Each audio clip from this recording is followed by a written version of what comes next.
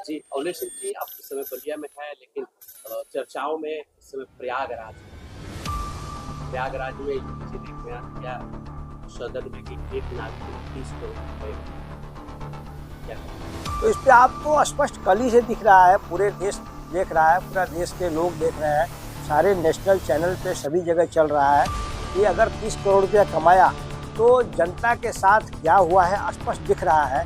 जहाँ तक समझता है कि जो सरकार ने जो रेट तय किया था एक आदमी से 80 रुपया और 100 रुपये तक, तो उसके हिसाब से आकलन अगर जोड़ा जाए तो 130 नाव उसकी चल रही थी, तो 3 से 4 करोड़ की उसकी 45 दिन की आमदनी होती है। जबकि हफ्तों तक बीच बीच में जिस दिन भारी भीड़ हो जाती थी नाव पे प्रतिबंध भी लगा था।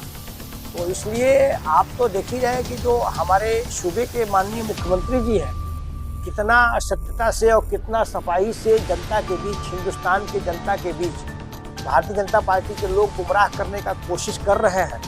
तो हम जहाँ तक समझते हैं कि जनता खूब अच्छी तरह से समझ चुकी है कि इस हिंदुस्तान में भारतीय जनता पार्टी अभी जो मार्केटिंग किया है सिर्फ अपना व्यवसाय और मार्केटिंग बढ़ाने के लिए किया है, न कि जनता के हित की बात नहीं की।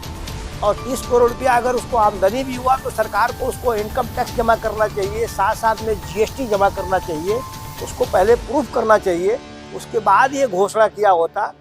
तो हम जहाँ तक समझते हैं कि 30 करोड़ नहीं, ये तो देखा जाए तो अभी 30 करोड़ कहा है। जहाँ तक उसके परिवार के लोग, उनके लोग जिस जिन कामों में संलिप्त हैं, इससे भारी सरकार के पैसे का भी दुरुपयोग हुआ है जो अंदर इसमें छुपा हुआ है, और जनता के साथ भी बहुत ज़्यादा वसूली हुई है पैसों का, जिसके चलते अभी तो 30 करोड़ माननीय मुख्यमंत्री जी सदन के अंदर पूरे देश को बता रहे हैं। और जब देखा जाए तो उनके रेट से और उनके स्तर से जनता के लिए किया जाए तो अगर 45 दिन भी चला होता तो 3 से 4 करोड़ होता है। तो कितनी सच्चाई झलक रही है, पूरा देश देख रहा है। इसलिए भारतीय जनता पार्टी की कहनी और कथनी दोनों का अंतर स्पष्ट दिखाई दे रहा है। यह जनता के पास इस पवित्र महाकुंभ का संदेश जो भारतीय जनता पार्टी ने अपने आप को लेने को किया, वह उसके विपरीत पूरी देश की जनता देख रही है कि उसके विपरीत जा रहा है। और आने वाले दिनों में इस पे हिंदुस्तान की जनता भारतीय जनता पार्टी को उत्तर प्रदेश और पूरे स्टेट से देगी।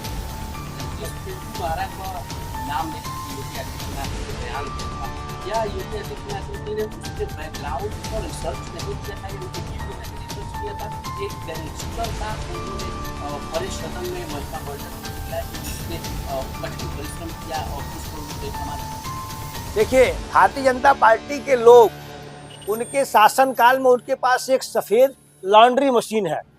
जितने भी देश के अपराधी हैं वो एक वॉशिंग मशीन में धुलाई होकर के बाहर निकल जाते हैं और सफ़ेद उनको करके सफ़ेद पोस्ट भारतीय जनता पार्टी को दिखाते हैं। जैसा आपको स्पष्ट दिखाई दे रहा है वह हिस्ट्री शीटर आदमी, इलाहाबाद का आपराधिक प्रवृत्ति का आदमी जो नैनी थाने में वहीं ऑलरेडी रिजेक्टेड है और लिस्टेड है। इस तरह के भारतीय जनता पार्टी का जो चाल चलन है स्पष्ट दिखाई दे रहा है। इससे हम जहाँ तक समझते हैं कि जो जीरो टॉलरेंस की बात मुख्यमंत्री जी करते थे, अब उनको स्पष्ट दिखाई दे रहा है कि उनके राज्य में टोटली अपराधीकरण और बढ़ा है और अपराधियों को उन्होंने शरणार्थी अपने सन्निकट रखा है। और पूरे प्रदेश में इस तरह की बात आपको स्पष्ट दिखाई दे रही है। इलाहाबाद के प्रयागराज के महाकुंभ से स्पष्ट दिखने लगा है कि यह सरकार और भारतीय जनता पार्टी अपराधियों को, माफियाओं को हमेशा बढ़ावा देती रही है और देगी। इसका जवाब जनता समझ रही है।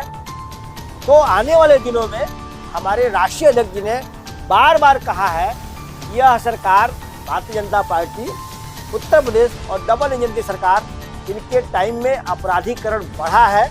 और जनता को हमेशा कहा जाए तो जनता के विषय में जनता को महंगाई से मार देते हुए इस महाकुंभ में लोगों को बहुत परेशानी हुई है। तो स्पष्ट दिख रहा है। मीडिया के भाई अभी कुछ दिखा पाते हैं, कुछ नहीं दिखा पाते हैं, जिनके ऊपर भी दबाव है। अगर ठीक से दिखा दें तो एक दिन भी भारतीय जनता पार्टी सरकार का जनाधार उत्तर प्रदेश में और देश में रहने का नहीं है। तो क्या कहना चाहिए भारतीय जनता पार्टी क्या अपराधियों की सरकार है? आपको स्पष्ट दिख रहा है। कल से आप देखिए जो सूबे के मुख्यमंत्री ने घोषणा किया है, एक अपराधी को 30 करोड़ रुपया आमदनी दिखा रहे हैं, जबकि सरकारी रेट से उसकी कुल नाव की 130 नाव का गणना कर दिए तो 3 से 4 करोड़ आता है। न उसने सरकार को एको पैसा जीएसटी दिया है, न सरकार को एको पैसा इनकम टैक्स दिया है, और ऑलरेडी इलाहाबाद प्रयागराज का अपराधी प्रवृत्ति का आदमी है, जिसका माननीय जी ने सुबह में विधानसभा के अंदर इस तरह का वक्तव्य दिया है, जिससे प्रूफ करता है कि यह सरकार अपराधियों को बढ़ावा देती है और अपराधीकरण में लिप्त है। एक उत्तर प्रदेश के कैबिनेट मंत्री हैं ओम प्रकाश राजभर जी, बलिया में उनके कार्यकर्ता पीले गमछी लगा करके थाने पहुंचे और उनकी पुलिस वालों ने जम के धुनाई कर दी। इसको समाजवादी पार्टी किस रूप में देख रही है? देखिए, पुलिस वाले जो लॉ एंड ऑर्डर बेहतर है वो होना चाहिए। हम पुलिस वालों को दोषी नहीं मानते हैं, पहली बात। इसलिए कि ओम प्रकाश राजभर कब क्या बोल देंगे, उनके कार्यकर्ता पीला गमछा लगा करके घूम रहे हैं, कि क्या पीला गमछा उनके पार्टी का प्रचलन है कि थाने में जाके पुलिस प्रशासन को धमकी देंगे? इस तरह का वक्तव्य ठीक नहीं है। और जिस तरह से भारतीय जनता पार्टी के सरकार के साथ मिल करके, इसमें सरकार की भी मिली भगत और साजिश है, साजिश के तहत लोगों के साथ में गुमराह करके और प्रशासन को भी गुमराह करने का ये सरकार कोशिश कर रही है, और शरीफ आदमी पे भी कड़ाई कार्रवाई कर रही है। यह उचित नहीं है जी। अभी अरविंद राजभर का बयान आया कि शरीफ आदमी पे भी कड़ाई कार्रवाई कर रही है, यह उचित नहीं है जी। अभी अरविंद राजभर का बयान आया कि हमने सब कुछ सीधा कर दिया और पुलिस बैक फुट पे चली गई। तो क्या अरविंद राजभर, ओम प्रकाश राजभर, आपको ऐसा लगता है कि वो योगी सरकार को ब्लैकमेल कर रहे हैं या धमका रहे हैं सीधे? को योगी सरकार नहीं, भारतीय जनता पार्टी के डबल इंजन के सरकार में वो लोग एकदम संलिप्त हैं। मिलीजुली सरकार है और इस देश को, इस प्रदेश को इस स्तर तक ले जा रहे हैं कि जनता समझ चुकी है। या इस तरह का सीधे सीधे पत्रकार और मीडिया के साथ वो प्रशासन को धमकी देना और कानून को अपने हाथ में लेना, हम समझते हैं कि पूरी देश की जनता भी समझ रही है, कानून के प्रशासक भी समझ रहे हैं, लेकिन यह हिंदुस्तान के लिए अच्छा नहीं है, उत्तर प्रदेश के लिए अच्छा नहीं है। ऐसे लोगों को राजनीतिकरण में जनता खूब अच्छी तरह से आने वाले दिनों में 2027 में जवाब देगी।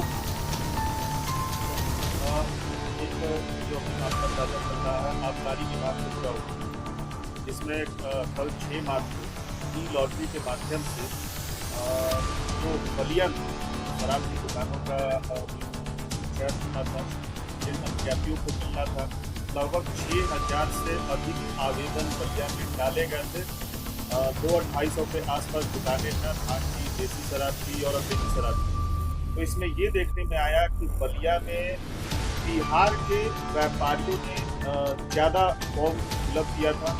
एक व्यापारी ने बताया कि उसने 300 से अधिक फॉर्म डाले थे, जिसको 8 दुकानें मिली हैं और लगभग कई दुकानें बिहार के बॉर्डर पे है, जबकि बिहार में शराब बंद है और बलिया शराब तस्करी के मामले में आगे माना जाता है। देखिए, ये भारतीय जनता पार्टी की डबल इंजन की सरकार और साथ साथ में ट्रिपल इंजन जो बिहार से सटा हुआ है, तो इन लोगों की मिली जुली साजिश है कहने के लिए कि शराबबंदी बिहार में है, और उत्तर प्रदेश में बिहार के लोग आ करके और यहाँ एडवर्टाइजमेंट करके सरकार अपनी हाथ की थपथपाने के लिए उन लोगों को भी पार्टिसिपेट करा रही है और एक्शन कर रही है और नीलामी कर रही है। तो यह देश के साथ, यहाँ के सम्मानित जनता के साथ, खास तौर से प्रशासन को ऐसा नहीं करना चाहिए। ये बहुत बड़ी भूल हुई है। एक तरफ आप शराबबंदी करते हैं, दूसरी तरफ इधर से आप उत्तर प्रदेश से व्यापार को बढ़ाते हैं और बिहार के बॉर्डर की सारी दुकानें बिहार के लोगों को आपने आवंटित कर दिया है। क्योंकि आपकी भारतीय जनता पार्टी की सरकार बिहार में भी है, उत्तर मिलीजुली सरकार है, उत्तर प्रदेश में भी है, देश में भी है। तो सिर्फ जनता को दिखावा और जनता को समझते हैं कि हम बेवकूफ़ बना रहे हैं, लेकिन जनता खूब अच्छी तरह से समझ रही है। यह भारतीय जनता पार्टी का काम दोहरा नीति है और ट्रिपल नीति के तहत इन लोगों ने बिहार के लोगों का भी समायोजन किया है और उनको भी जो दुकान का आवंटन हुआ स्पष्ट दिख रहा है। तो हम समझते हैं कि यह जनता के लिए, बलिया और उत्तर प्रदेश की जनता के लिए ये अच्छा का विषय नहीं है। यहाँ के लोगों को प्रश्रय मिलना चाहिए था, जहाँ पे बंद है वहाँ के लोगों को ऑलरेडी प्रतिबंधित करना चाहिए था। धीरे धीरे तो हम लोगों की सरकार आने वाले दिनों में आएगी, तो हम लोग उत्तर प्रदेश में भी अपने राष्ट्रीय अध्यक्ष जी से निवेदन करेंगे कि उत्तर प्रदेश में शराबबंदी लाएं, ताकि हमारी माताएं बहनें खुशहाली से अपने बच्चों की पढ़ाई लिखाई और उनकी शिक्षा संस्थान और लोगों को बेरोजगारी दूर हो। तो शराबबंदी तो हम लोग बेहतर करना चाहेंगे। आने दीजिए 27 में सरकार आएगी, यह भी एक बहुत बड़ी मुद्दा होगी। शराबबंदी उत्तर प्रदेश में हम लोग करेंगे।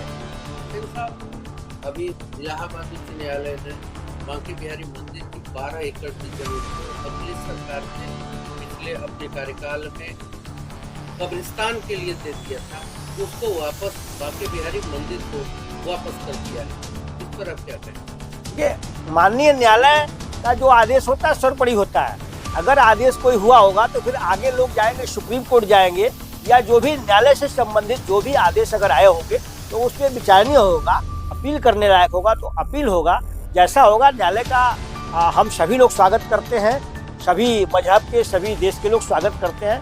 तो न्यायालय हाई कोर्ट और सुप्रीम कोर्ट पे कुछ कहना उचित नहीं होगा, लेकिन जो भी मामला होगा न्यायालय के तहत उचित होगा।